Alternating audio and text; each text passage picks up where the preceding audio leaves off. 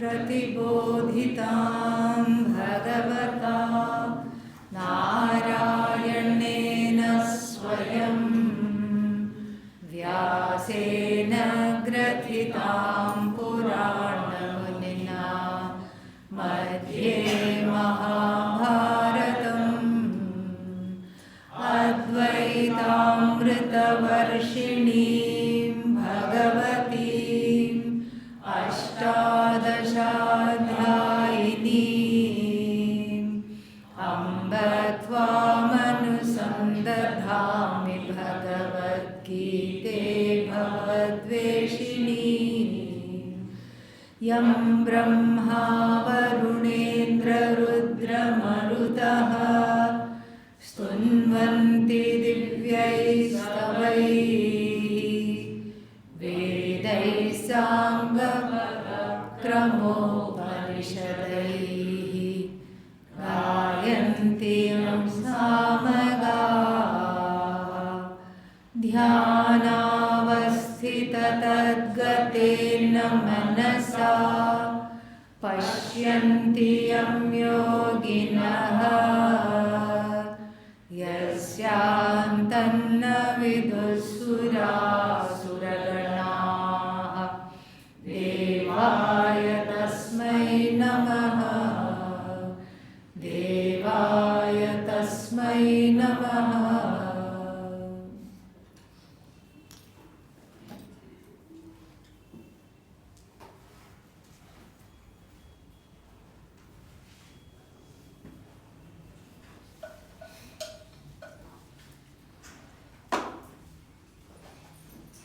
ॐ सहना भवतु सहनौ भुनक्तु सह वीर्यं करवावहै तेजस्विनावधीतमस्तु मा विद्विषावहै। ॐ शान्ति शान्ति शान्तिः।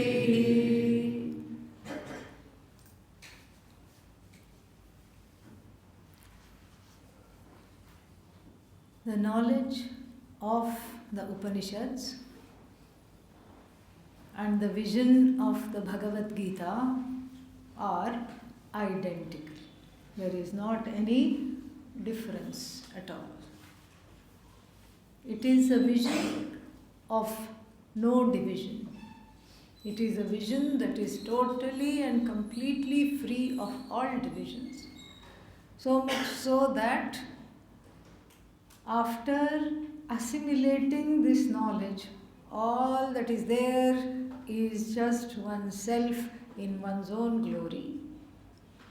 And the other things, quote unquote, people, objects, situations, circumstances, in fact, that which constitutes the world, and then that which constitutes the ruler of the world, Ishvara, Bhagavan, God, are seen as non-separate from oneself. Therefore, as it was mentioned in the previous class, the one who knows this knowledge has no difficulty negotiating with various entities, objects, situations, events in the world, and has no difficulty with the laws of Ishvara either. No difficulty at all. But then,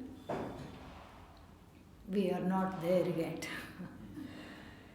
In the 10th chapter of the Panchadashi, it is said towards the end, please take all your Upanishad books and all the books of the Granthas of the Shastra and then put it in the river, put it in the Ganga after saying a prayer. Why? Because 6 months I have studied and it has not helped me, that's why. No. Opposite. I have studied and the book has become one with me. The book is here, not just here, the book is here. The book is in the heart. The book has been assimilated fully. Therefore, what is on paper or in the form of a manuscript, I do not need. That is when I can put it in the river, because that is where it ends. It ends right there. Everything ends. But we have to remind ourselves that one day we will look forward to maybe doing that, but right now we need all the help we can get. Therefore, this last talk on the Bhagavad Gita is going to be addressing some practical things that one can do, like what is a takeaway. Takeaway means what you can take with you. Pack and take. That is what it is. And yesterday there was a divided vote. I said, do you want Bhagavad Gita in daily life? And then half of the people said yes. And then I asked, do you want to know what is yoga in the Bhagavad Gita? The other half said yes. And some enterprising people changed the topic to say, we want to know yoga in daily life. Okay, here goes. Yoga in daily life first means we understand the meaning of the word yoga. First we have to understand that. The most common meaning I will first look at, and then we will dispense with that, because that doesn't have much to do with our discussion. Yoga means Sangati, topic. Arjuna Vishada Yogo Nama Prathamodhyayah. And then what is Sankhya Yogo Nama Dvitiyodhyayah. It's not the yoga of Arjuna's. Some people have interpreted it like that. The yoga of Arjuna's sorrow. First we must practice sorrow. Is sorrow something to be practiced? Go figure, right? Yeah. So then, so it means topic. So now that yoga, one of the common meanings of the word yoga is topic. So that topic is done, because that is not so much relevant to us, except at the very end we just say yoga means Sangati, topic. The name of the topic is dealing with that which concerns Arjuna's sorrow is the first topic. Because based on that sorrow alone is the elimination of sorrow given through the vision and through the sadhanas. And so then that that is one meaning. Then if we finish that topic of the word yoga meaning topic, there are three ways in which the word yoga is used, all of which have a very, very salient relevance, very important significance in our daily lives. It's not just to hold here, it's not just an abstraction, it is how we live our life every day. The first two definitions of the word, first let us look at it grammatically. So there are three verbs, yuj, yuja, and the third one is yujir. So the first yuja is in the seventh conjugation. Yunakti, yunkte. Yunakti, yunkte, seventh conjugation. Then the second yuja, fourth conjugation. Yujyate. Okay, we'll see the meanings. And then the third is yujir. The it letters are ir, that goes away, but it is the 10th conjugation. How does it decline? Yojayati, because that ya comes, the I comes in the marker. So first is what? Yuja. Samyamane. Samyamana means a kind of a, what is that? Restraint, discipline. Sanyama, samyama, discipline. First meaning of the word yoga, discipline. Then the fourth conjugation meaning, samadhau, in the sense of a cessation of any opposite vrittis. So if supposing one is having a sajatiya vritti pravaha, a flow of similar vrittis, other vrittis don't take over. That is one meaning of samadhi, which is what is that, savikalpa samadhi it is called. And then when we talk of nirvikalpa samadhi, it is in the sense of cessation of vrittis altogether.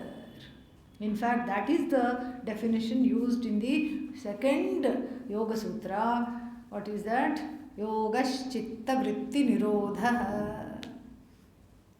That yoga is defined as the cessation of thoughts arising in the mind. Now in Vedanta, we don't take that as a necessary step for one's daily life. Because thinking is natural. We don't try to do anything unnatural.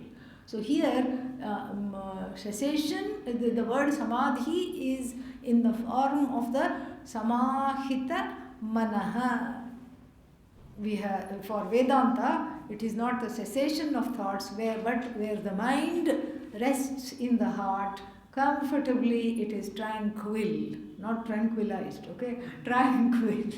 It is tranquil. It is shanta, shanta manaha. It is undisturbed. So the first meaning of the yoga is a discipline. Second meaning of the word yoga is non-disturbance. And the third meaning of the yoga, Yujir 10th conjugation, is to join.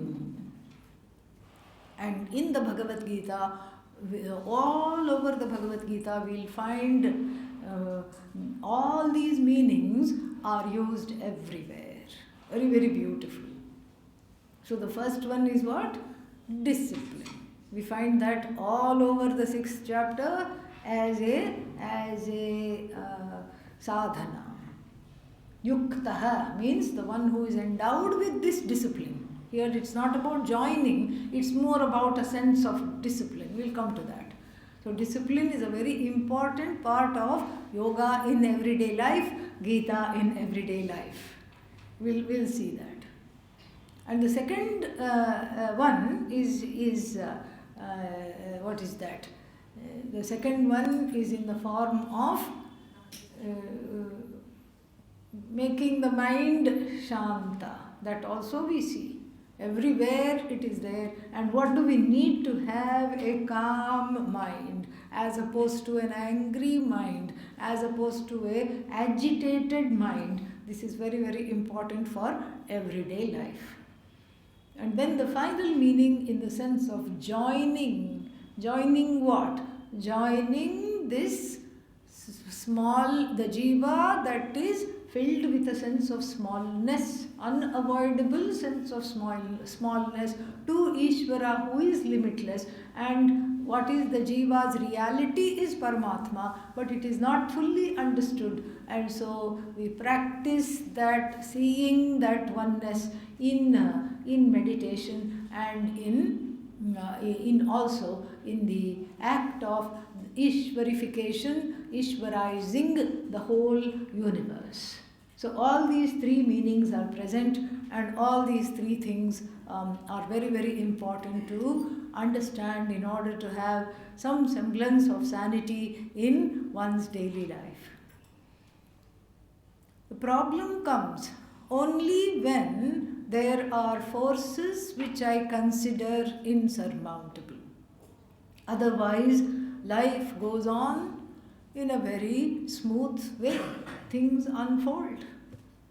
And everybody, most of the people in the world, have certain shock absorbers naturally given by Bhagavan. There is a certain amount of shock one can take. There is a threshold, of course, and the threshold varies. Threshold means how much I can take. That varies from person to person, but everybody has a certain shock absorber. I can take this much grief.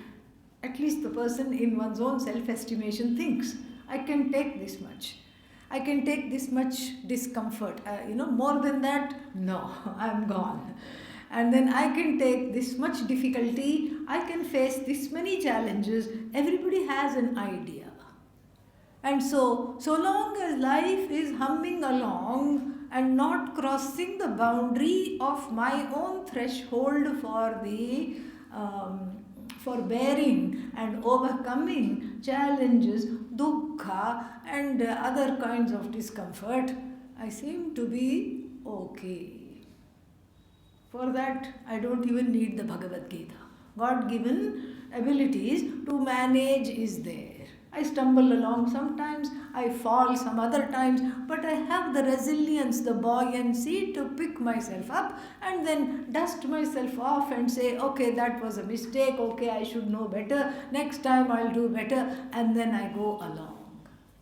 I don't need the Bhagavad Gita, I don't need the Upanishads, I don't need sadhana, I don't need anything except just this ability to go along.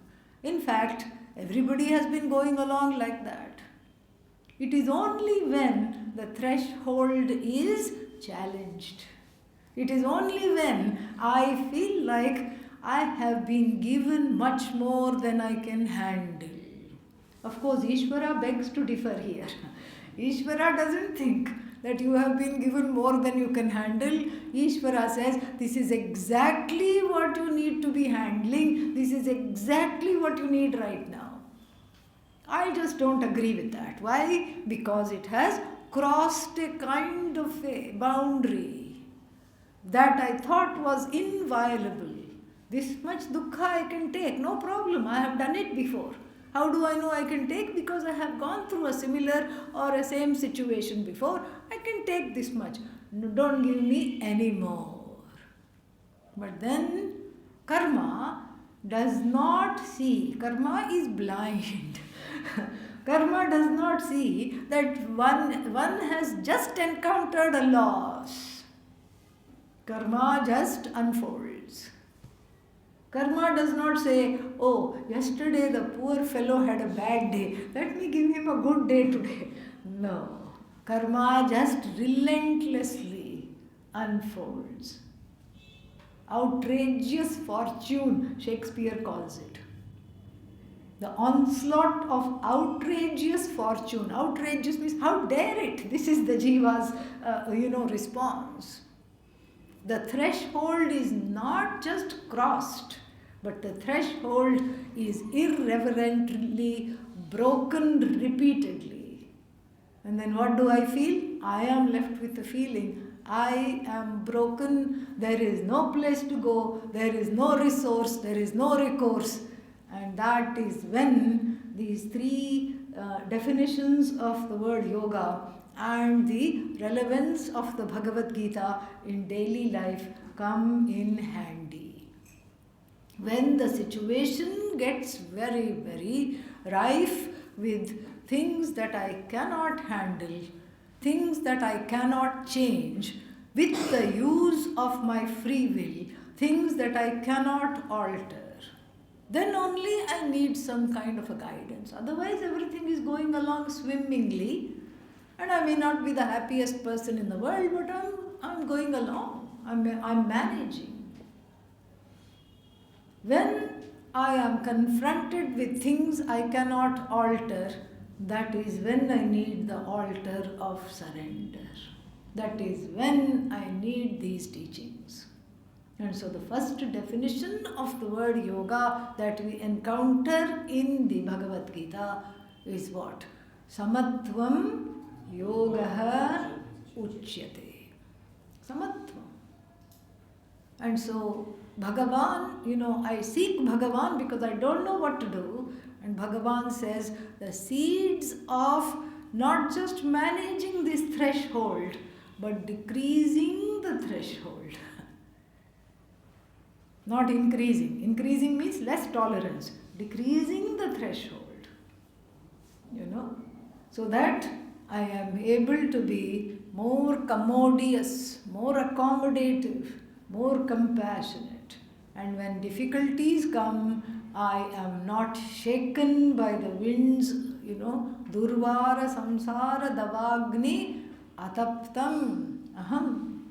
I am not tapta. I am not baked by the hot winds of difficult karma. Here I go with the hands joined to Bhagavan and say, please save me. Take this pain away. And Bhagavan says, the secrets of taking the pain away are not in my hands, but where? In your hands.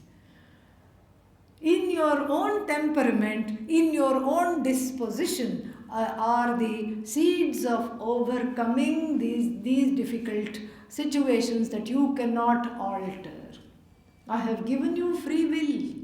And that free will is the key. How you use that free will is the key to having a certain kind of a freeness. The more you use the free will in the manner that is talked about, here it is samatvam, gaining equanimity. Gaining equanimity when difficulties come. And that is exactly what is yoga. Yoga means samatvam. Samatvam is something which is a treasure to have in daily life.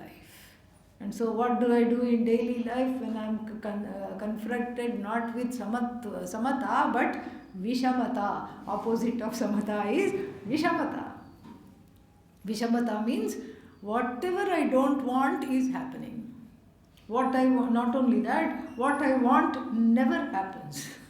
Two problems.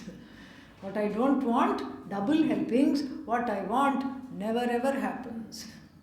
And then you tell me samatvam. How to do samatvam? All right. Don't do samatvam. What option is there? Any other options do we see?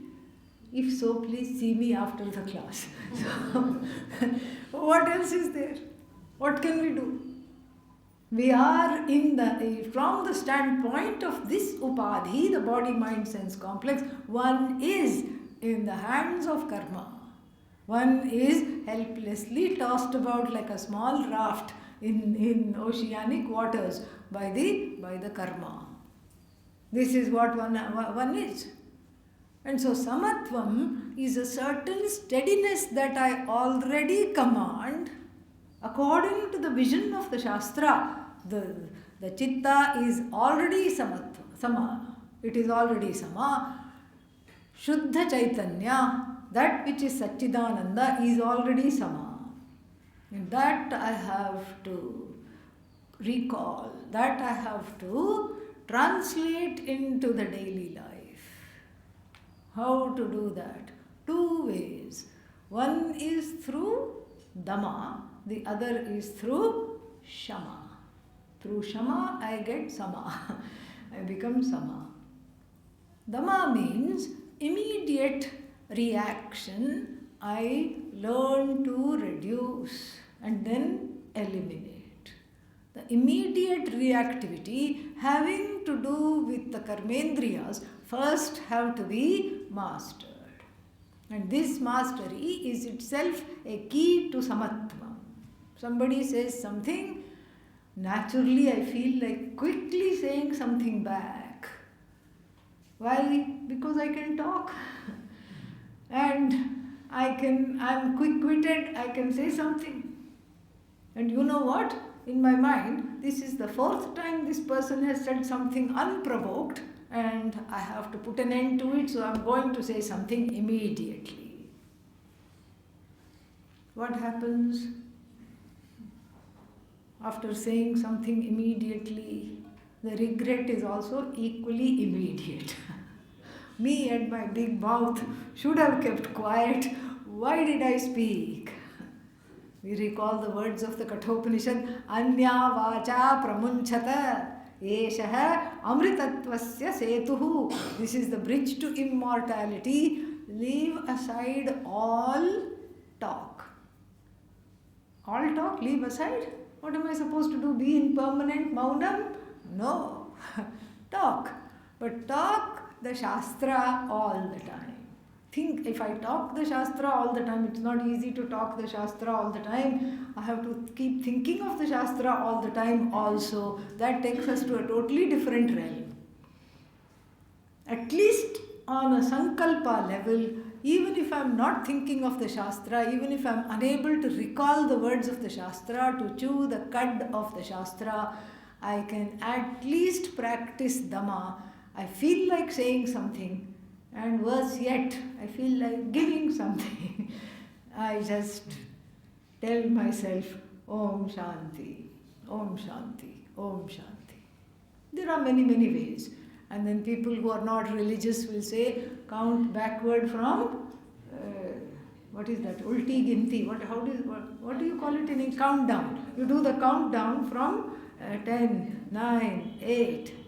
And then when one is very upset, 10, 9, 8, 7, 6, 5, 4, 3, 2, 1, because I want to say something quickly. Slow it down. Slow it down. Sometimes we need to do with 100. 99, Ayyo Rama, 98. When is this going to do this? But it works. It works to bring a certain kind of a samat. This is called Dhamma.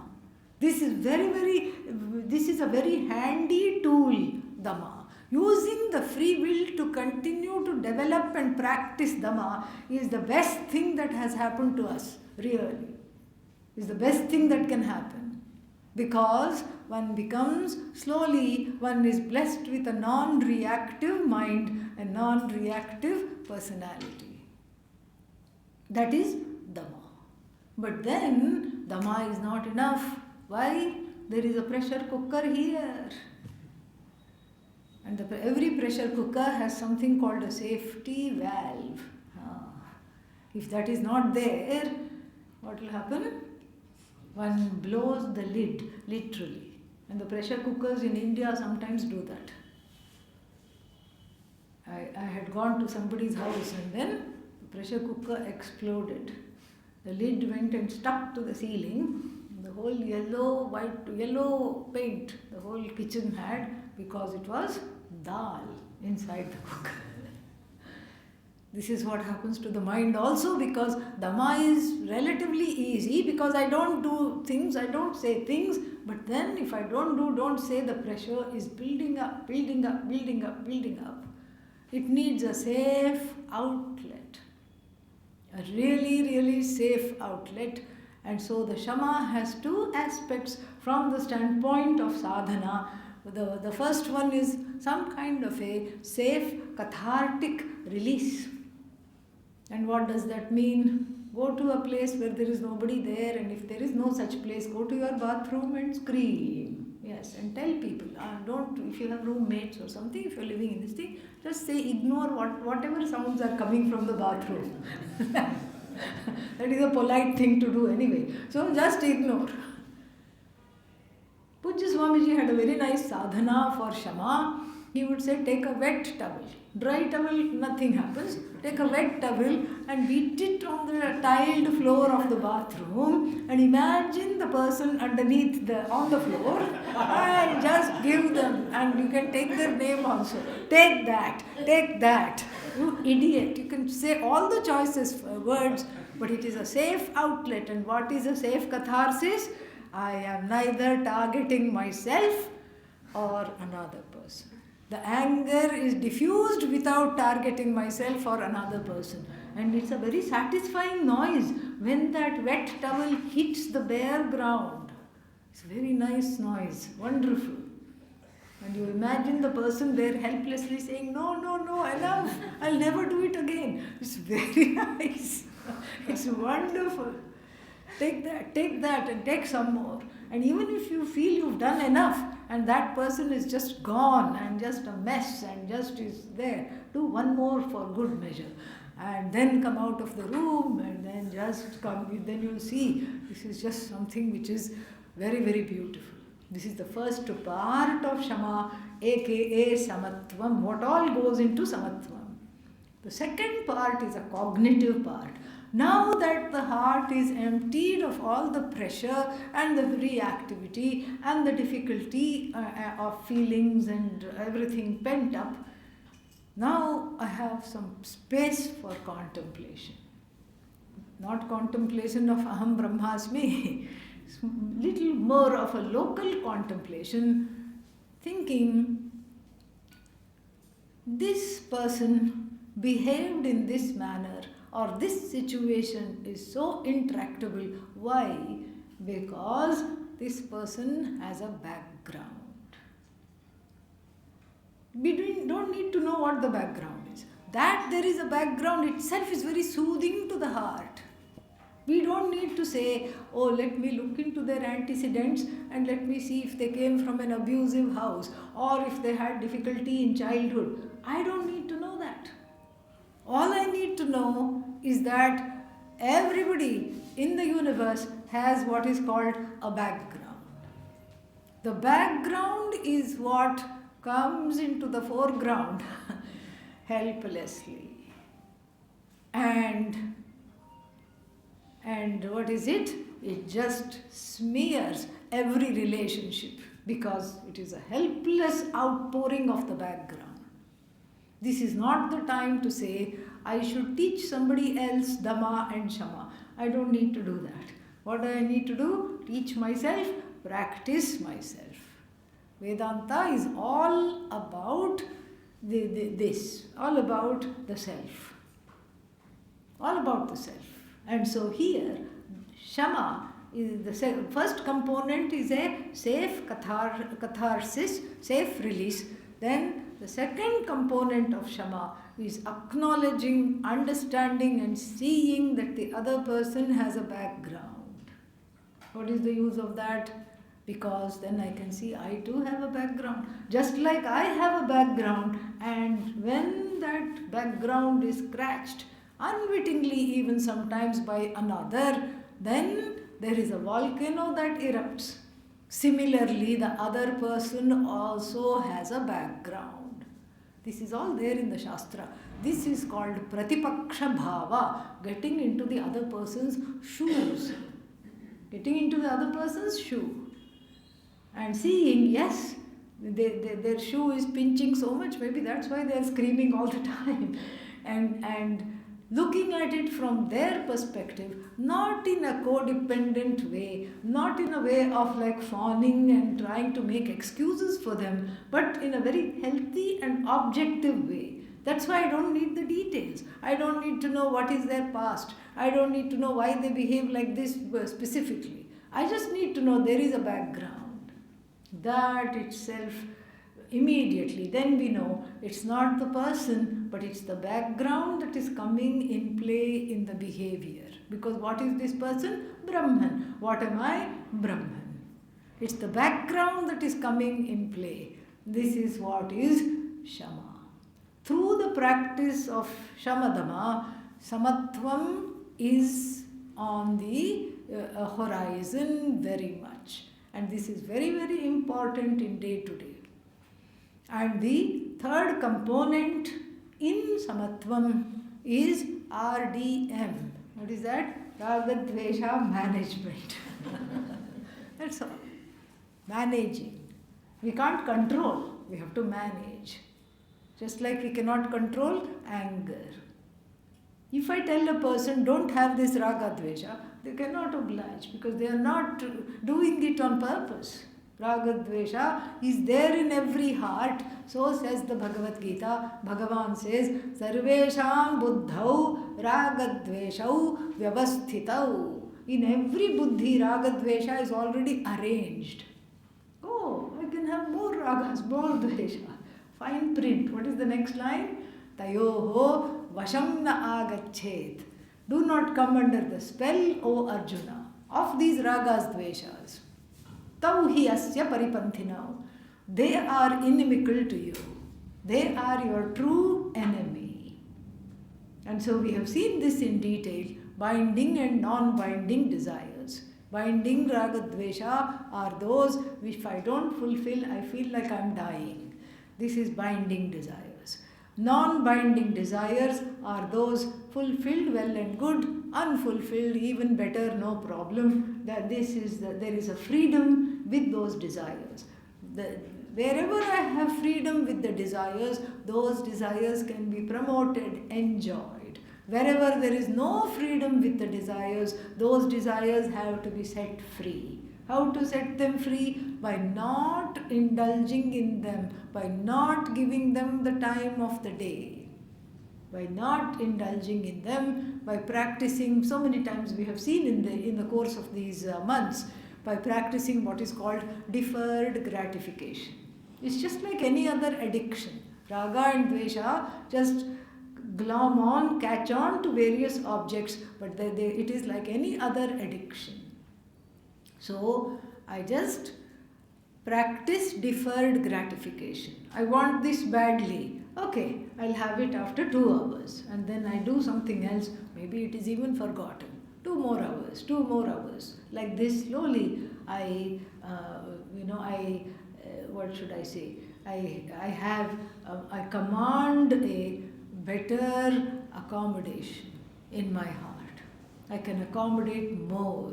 I can accommodate more discomfort. And Vairagya increases, Viveka increases. So therefore, Samatvam Yogaha Uchyate. Ragadvesha management in terms of cognitive thinking, and then in terms of practicing it also, and then seeing that I have a background, the other person also has a background, reducing the reactivity through Shama and Dama practice. That becomes the first definition of yoga applied in everyday life. And then the second chapter also gives us the second definition of yoga. What is that? Yogaha karmasu kaushalam. This is not just Bhagavad Gita, it is coming from the Upanishad. Dharma na pramaditavyam, kushalan na pramaditavyam. That is the kushala. Kushalasya bhava kaushala. It's kushala. Kushala means daksha, as in Dakshinamurti. It's beautiful. Daksha means the one who is adept. That's why it is kind of very intriguingly translated as skill in action is yoga. Skill in action is yoga means it is incomplete. Even a pickpocket is very skilled in his action. That doesn't make them a karma yogi. So skill in action takes us back to the understanding of dharma. Dharma becomes my best friend. We saw this. I'm not going to spend a lot of time over this, because over the days where we have looked at the, what is that, Pratigna Gita, we have talked about this at length. We have talked about dharma and in all its iterations at great length. So here I will just briefly touch upon what does it mean to be an adept in dharma. Adept in dharma means the one who is able to interpret samanya dharma to various situations in life right now, even when it's inconvenient to that person, because that's how growth happens, even when it's inconvenient. Like that which is followed by the characters, by the ideal type characters in the Ramayana and Mahabharata.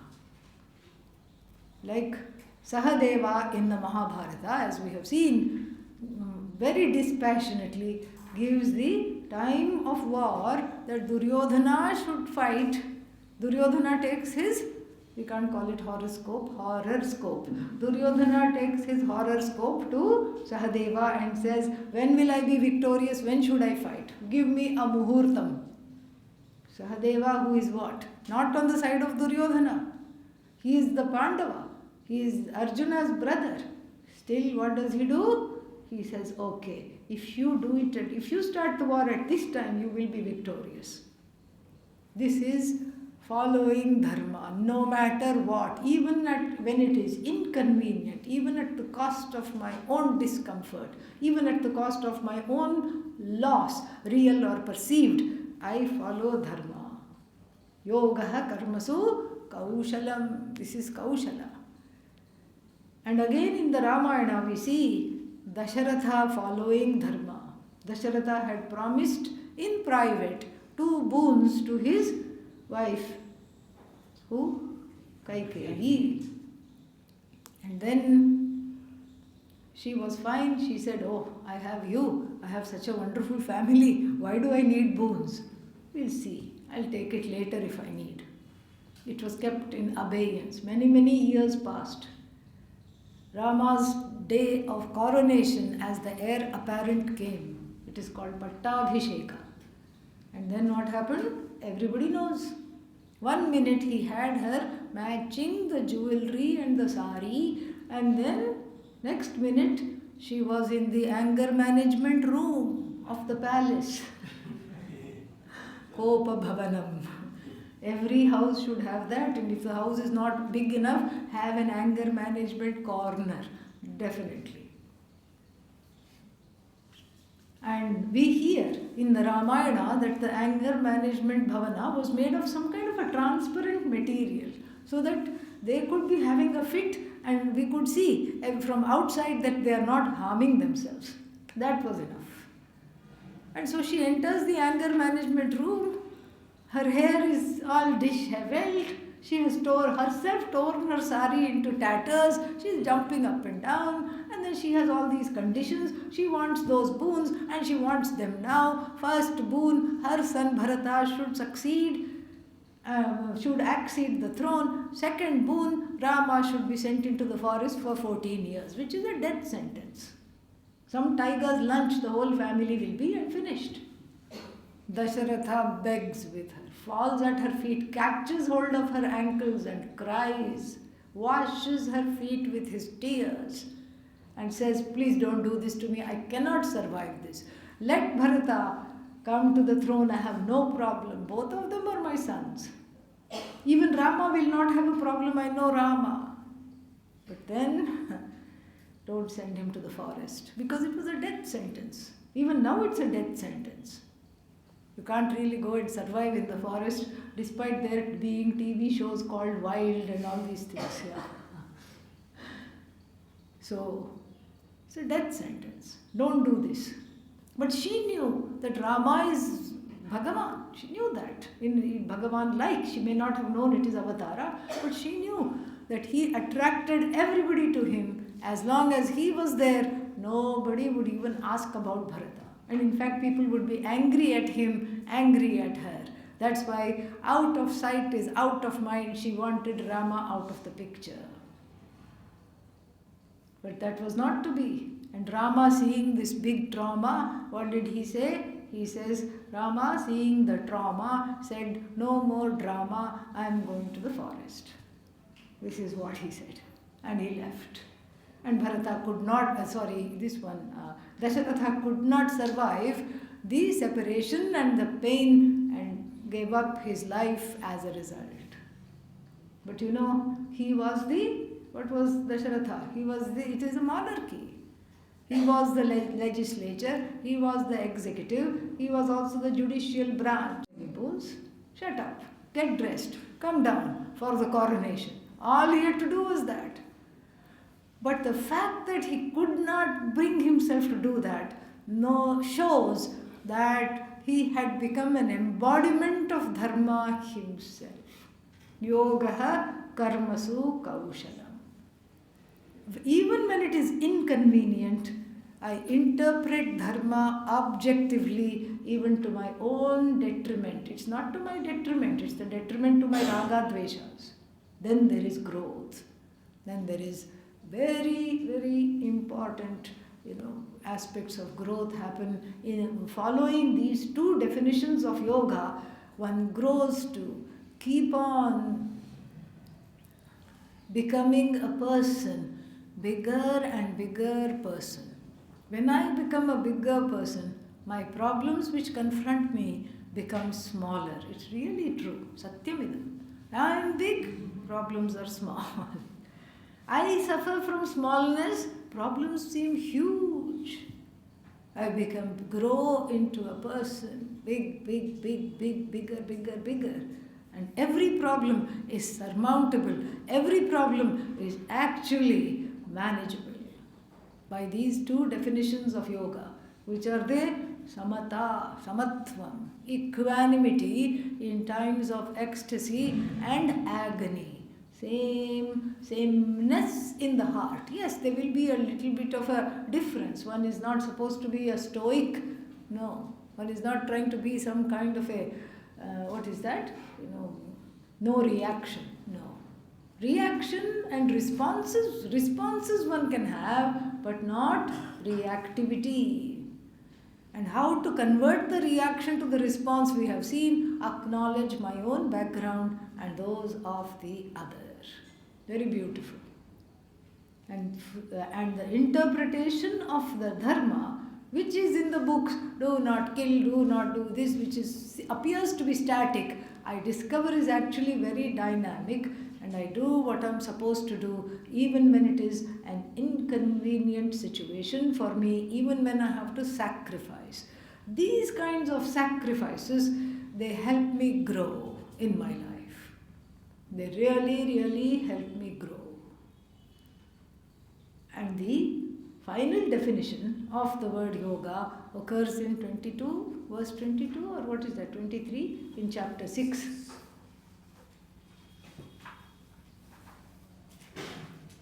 Yoga is dissociation from association with sorrow. Yeah, but which number is it? 23. 23. Yeah. Dukkha samyoga viyogaha yogaha. Yoga is dukkha samyoga. Very interesting way the definition is. Why can't you say yoga is dissociation from sorrow? Why do you have to say yoga is ... association, dissociation from association with sorrow? But it has to be deliberately translated like that because that's how the Shruti says. This is the third definition of yoga. Practicing yoga means, in daily life, means I make sure that every association with sorrow, I remove myself from every association with sorrow. This is a very intriguing definition of yoga. Very intriguing. But what does this mean? Association with sorrow and dissociation from association with sorrow. Sureshwaracharya, one of the disciples of Adi Shankara, says in the Vartika to the Brihadaranyaka Upanishad, especially talking about the Maitreyi Yajnavalkya dialogue, he says, Sarve sanyogaha, sarve samyogaha, viyogantaha, viyogantaha, sarve samyogaha. All associations, he says, are until when? Until dissociation. Until end. Meaning, everything that comes together is going to grow apart. Everything that is joined by human beings is going to be what? Disjoined. This is Jiva Srishti. Jiva Srishti. This is Jiva Srishti. Everything that is joined is going to be torn apart, it is going to fall apart. Everything that is put together is going to eventually fall apart. It is not going to stay. And so this we have to understand. And when we bring these two verses together, what Sureshwaracharya says and what the Bhagavad Gita says, it really, they illumine one another. It's very beautiful. So dissociation from association with sorrow means that there is some kind of a svabhavika, a kind of a tendency that seems natural for me to associate with sorrow. And it is true. Anything, one can feel sad thinking about anything. Anything. You can think about anything and in 2 minutes you can think yourself to sadness. Give me any word and then we'll all become sad in 2 minutes. Give me any word. What word do you want to give? Ache. Yes. It's but an ache. When, when it goes into the arteries, cake is that which turns into a literal heartache. Think about the statistics of people with atherosclerosis. Think about all the tubes in the heart clogging. Think about cholesterol. Think about deposits, and then not bank deposits, okay? And this kind of deposits. And then what? And then, but there are ways to manage that. Yes, you can put a stent, but the stent is but a stunt, and then you keep going, and it's not, cake is but an ache. So, like this. You can do with cake, you can do with flowers, you can do with even with the word happiness. If somebody in another time said happiness, I said, how do you define that? Immediately. There is a penchant for going kind of unraveling, because one thinks that by rehearsing the distress one is coming out of it. There is a sadness there in everyone until it is completely rooted out by Vedanta Shastra assimilating. Ishvara has to sit, and then when Ishvara sits, the sadness goes, and for the sadness to go, Ishvara has to sit, and for Ishvara to sit, the sadness has to go, and so one is caught in some kind of a difficult tangent. And so therefore, the sadness seems to be a swabhavika. One, given a chance, one seems to naturally be drawn to doom and gloom, doomsday kind of a situation. Oh, what will happen? Nothing will happen. How many times have I done this? Because there is a pain here, and that pain itself rehearses itself. But the rehearsal of the pain is not reversal of the pain. We don't know that. The person doesn't know that. So therefore, what this 23rd verse in the 6th chapter tells us to do is just to resurrect one particular punctuation mark that is not used enough, which is that full stop. Not comma, not semicolon, not exclamation point, but just full stop, period. Oh, last time when cake was distributed, I was not here. I didn't get it, full stop. But this always happens to me. Why come? How come I am the only one left out? Full stop. Does that mean nobody loves me? Full stop. Full stop means don't let that particular vritti, sajatiya vritti, pravaha, continue. Sajatiya vritti pravaha means the thoughts of the same nature. I put a full stop to the thoughts of the same nature. I have to listen and value that full stop, because nobody else has put the full stop. Who put the full stop? Me. I put the full stop. So if I respect myself, I have to respect the punctuation mark that I have put. And it is an invitation for the mind to think of birds, butterflies and other things. Yeah. Think of something. Flowers, birds, butterflies, so many things are there. But the mind dwells on annoying things. The mind naturally goes, because that is there in the surface of the mind. The mind dwells on annoying people that I find annoying. The mind dwells on annoying situations that I find annoying. The mind dwells on all kinds of difficult situations, even imaginary difficult situations. If I have a conflict with somebody, in the mind the conflict is being enacted. There is a whole drama going on. I'll say this, and then that person will say this, and then I'll say this. It's not happened at all. When I finally come back, the teacher is saying, Tadeva tvam, tvameva tat. This is what. Then I say, oh, that was all in my mind. Yes. So the mind is kept clear with the use of this punctuation mark called period, full stop, full stop, full stop. And I value that full stop, for at least for the time being, there is not this pravaha. So the penchant for associating with sorrow all the time. Why? Because I think it's giving me an outlet, but it's not. It's just rehearsing that pain. Is put a full stop. Full stop. And when I put the full stop, something miraculous happens. Then I'm like, oh, I have nothing to think of. I have nothing to do. And this is where the third definition of yoga comes. The ability to put a full stop. The ability to see that when I go on this rehearsal of the pain, I am creating a subjective universe. I am watering the plant of Jiva Srishti. I am putting, what is that called? Fertilizer to the plant called Jiva Srishti. What is Jiva Srishti? My own creation. My own subjective creation, whose raw materials are what? Raga Dvesha. Raga Dvesha, Kama Krodha, pain, sorrow, and my own unconscious, which is the soil in which this Jiva Srishti plant grows.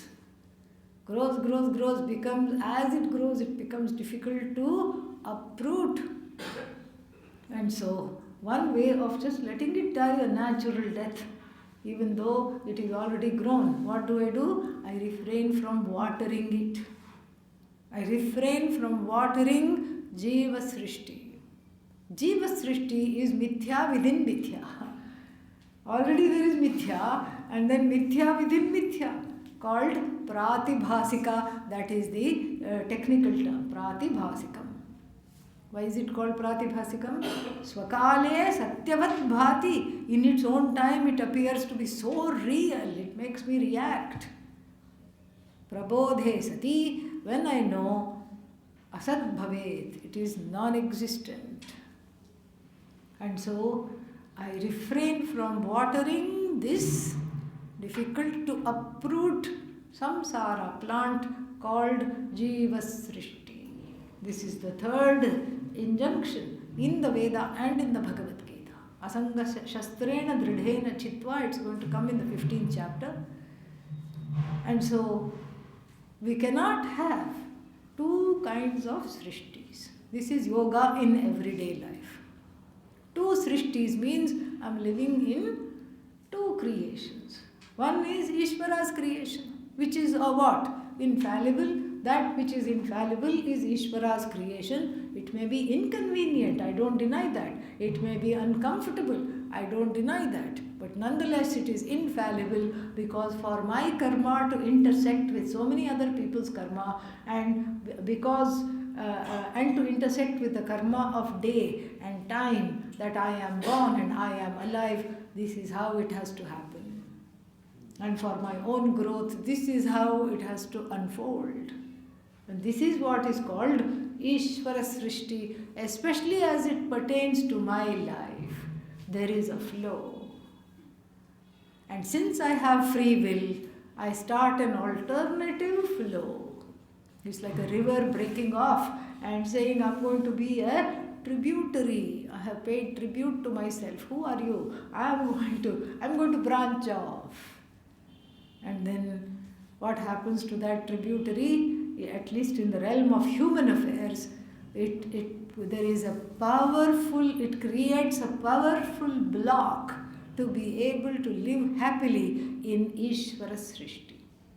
If I am in Ishvara Srishti, I am like every other animal except with the ability to think, feel and react and all these things. The free will is totally free when I am able to live in Ishvara Srishti. Just like the animals don't need to be told, do not follow dharma. Supposing the cows are going to America, they don't need to be told, your ancestors did not eat cow.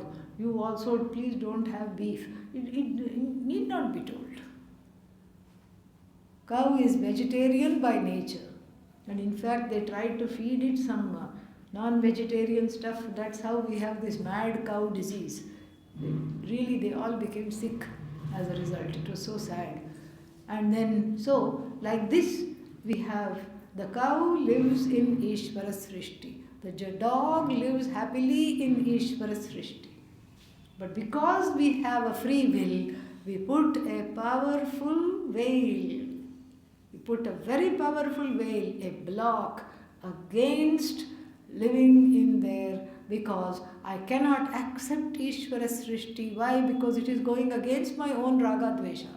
Since it is going against my own Raga Dvesha, the Ishvara Srishti becomes non-acceptable to me. And since it is non-acceptable to me, I try to fight it, I try to cut it down, I try to go against it. Who is hurt in the process? Me?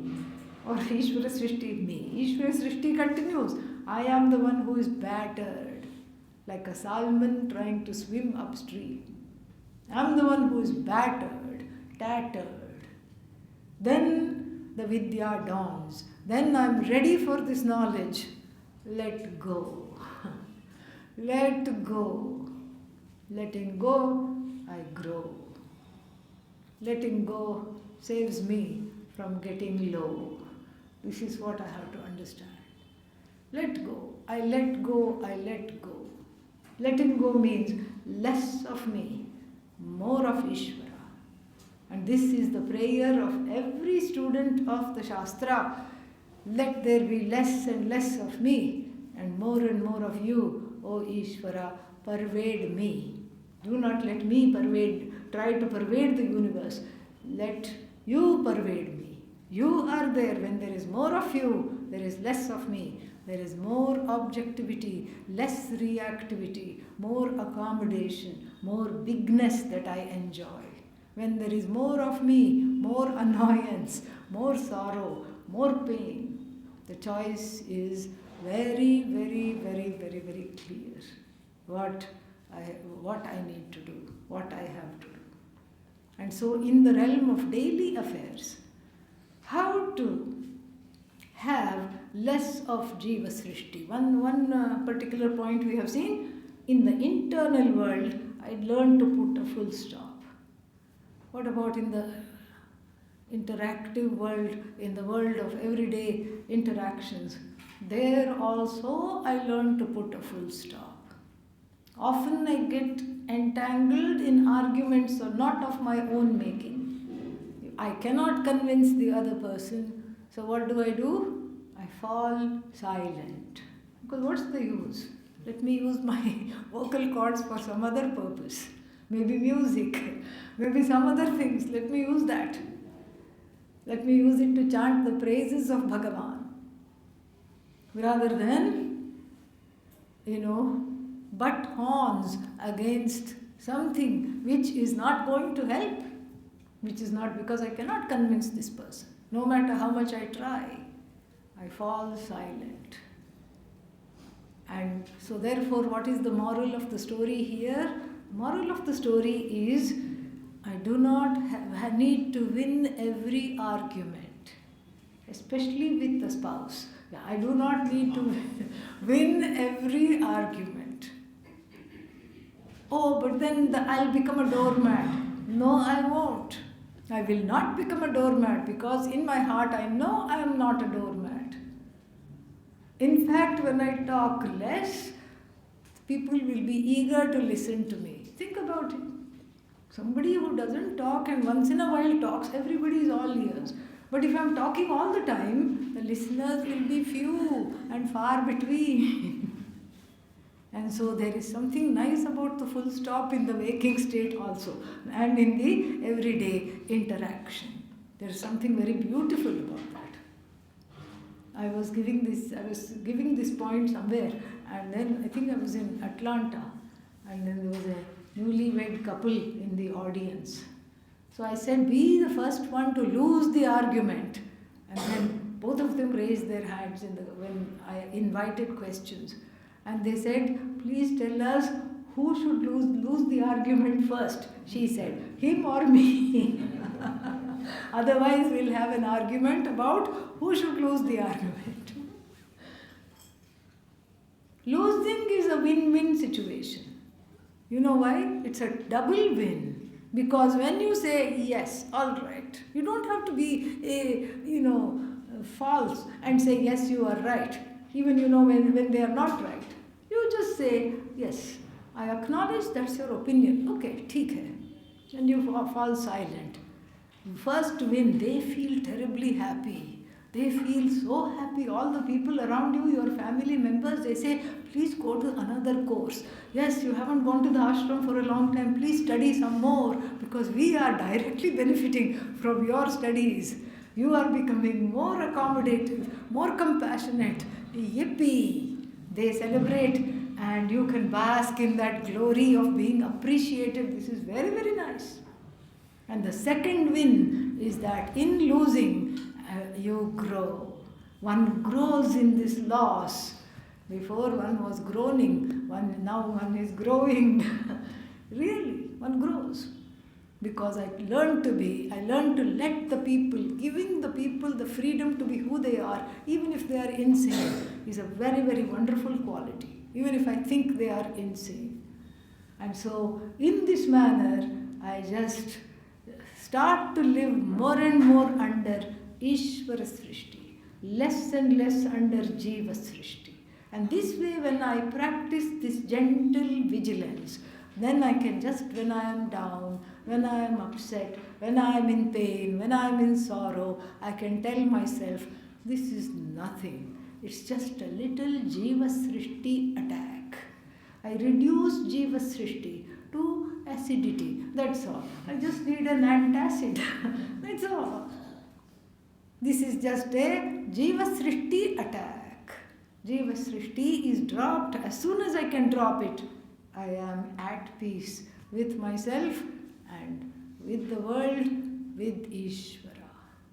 Om Purnamada Purnamidam Purnat Purnamudachyate Purnasya Purnamadaya Purnameva Vashishyate. Om Shanti Shanti Shanti. Hari